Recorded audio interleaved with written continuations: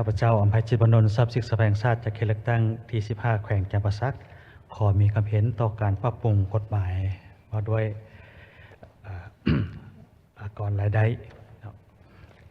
โดยพื้นฐานก็เห็นดีเอกภาพสูงต่อกับการค้นคว้าปรับปรุงของภาคส่วนที่เกี่ยวข้องเพื่อเฮ็ดให้เอื้อนว่าการจัดเก็บงบประมาณรายได้เข้างบประมาณให้มีความเสถียรภาพหรือความมั่นคงเนาะอยู่ในนี้ข้าพเจ้าจะมีคำเห็นเริ่มจากมาตราที่13นี่แหละเนาะโดยเริ่มต้นที่จากแม่นการใช้คำศัพท์เป็นคำเสื่อมที่บอกถึงว่าจุสถานที่ใดหนึ่งนี่นะโดยเฉพาะอยู่สปป.ลาวนี่ในกฎหมายฉบับนี้ส่วนหลายเพิ่นก็ใช้ว่าอยู่สปป.ลาวเนาะแต่ว่าในบางบอนในบางมาตราเดียวกันบ่เลือกอยู่ในมาตราอื่นนึงใช้คำว่าในสปป.ลาวฉะนั้นอยากให้ใช้คำศัพท์เดียวกันซะเนาะมันจังสิเป็นเอกภาพกันบัดนี้อยู่ข้อที่4ข้อที่4ของมาตราเดียวกันนี่แหละเบิ่งแล้วก็เขียนก็ยาวแล้วก็เข้าใจยากๆคือเบิ่งคล้ายๆก็เป็นการแปลมาจากภาษาต่างประเทศเห็นได้เข้าใจยากเนาะข้าพเจ้าขออ่านไปแล้วก็ขอมีคำแลกเปลี่ยนคือดังนี้เนาะบริษัทข้ามชาติที่มาดำเนินธุรกิจอยู่สปป.ลาวเนาะต้องคิดไล่กอดกำไรคือกันกับผู้ดำเนินธุรกิจอื่นหรือภาคส่วนอื่นบรรว่าเกี่ยวข้องครับจากใส่ว่าที่คล้ายคือกันเนาะแล้วก็บ่คือกันภายใต้เงื่อนไข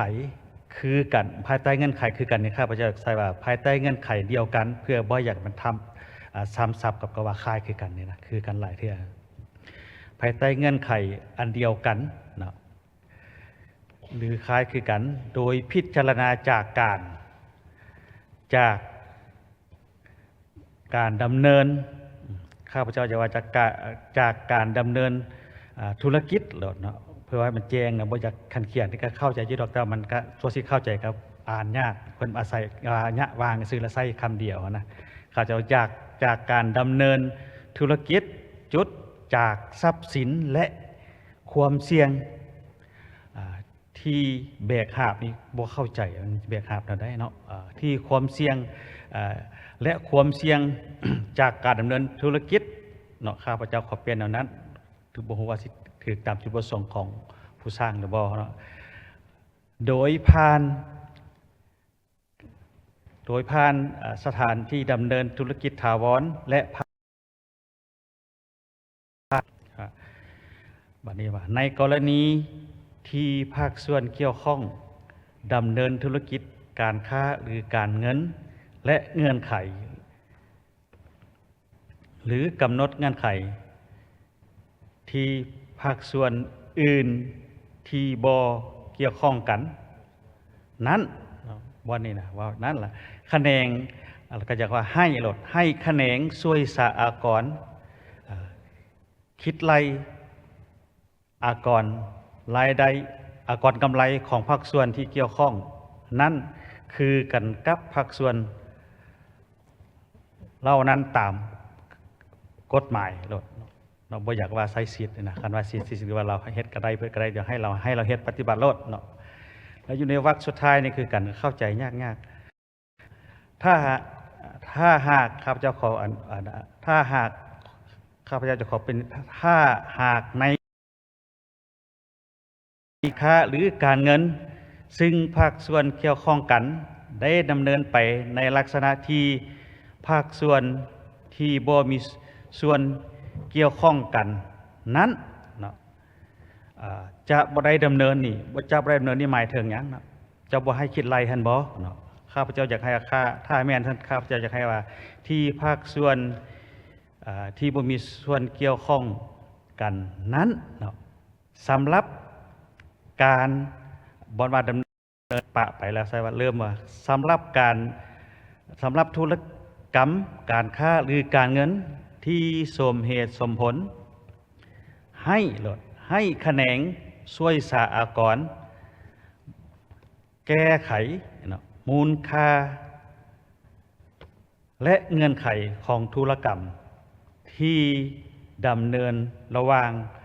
ภาคส่วนที่เกี่ยวข้องกันนั้นตามกฎหมายภาษีรถเนาะมันหมายความว่ามันจะสั้นกว่าหน่อยหนึงเนาะระบาดนี้อยู่มาตราที่16นี้โดยเฉพาะอยู่ข้อที่2จำหนึ่งอันนี้มันบ่แจ้งปานใดเนาะตัวส่วนมันอากรกำไรเพิ่มนี่นะ25ส่วนห้อยนี่ตามสำหรับกิจกรรมเทคโนโลยีกิจกรรมคาสิโน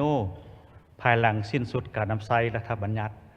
อันนี้หมายความว่าไดเนาะหมายความว่าอันนี้มันเป็นการกำหนดทางเลือกให้ผู้ปฏิบัติบ่เนาะถ้าหากกำหนดสั้นๆเขาก็ควรกำหนดเวลาเขียนกำหนดเวลาให้มันชัดเจนโลดเพื่อให้ผู้เสียหันเขาเจ้าเข้าใจเนาะคือกันคำว่าเขียนอยู่ในข้อที่2จำ3เนี่ยเขาก็ยังบอกในช่วงระยะจากปีเนาะเพื่อว่าคันเขียนซะแล้วมันจะเข้าใจง่ายกว่าและผู้นั้นก็พอใจเสียแต่ปัจจุบันนี้อยู่ใน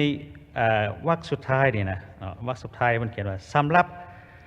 วรรคสุดท้ายของมาตรา16เป็นไงสำหรับวิสาหกิจที่ถือบัญชีบ่ถูกต้องตามมาตรฐานรายการเงินหรือบ่ครบถ้วนและผู้บ่มีภูมิลำเนาที่สร้างตั้งวิสาหกิจอยู่สปป.ลาวให้นำใช้อัตราอากรกำไรตามที่กำหนดไว้ในมาตราที่15เนาะในนี้เพิ่นเขียนว่าเพิ่มลดนี่นะข้าพเจ้าอยากให้ว่าให้ปฏิบัติตามที่กำหนดไว้ในมาตราที่15ลดเนาะเพราะมาตราที่15มันกำหนดไว้20เด้กำหนดอยู่นี่มี20ส่วนห้อยเด้20ส่วนห้อยเราซึ่งสิว่าเฮาที่จำเป็นอย่างมาตื้อว่าเพิ่มหรือลดตามที่กฎหมายมีกำหนดในกฎหมายฉบับนี้คันเราเพิ่มว่าเขียนต่อไปว่าเพิ่มหรือลดนี่มันก็จะเป็นอันนึงมันจะเป็นสิทธิ์ของเจ้าหน้าที่ส่วนสากลนั้นเนาะเป็นการเสนอหรือเป็นการต่อรองครับแต่ว่าคันว่ามาตราเฮาริเฟอร์ใช้มาตราที่15ว่า20ส่วนห้อยกับว่า20ส่วนห้อยโลดทานประธานบ่จำเป็นต้องว่าสิไปให้สิทธิ์มีการขึ้นลงอีกนะมันจะค่อยชัดเจนเนาะ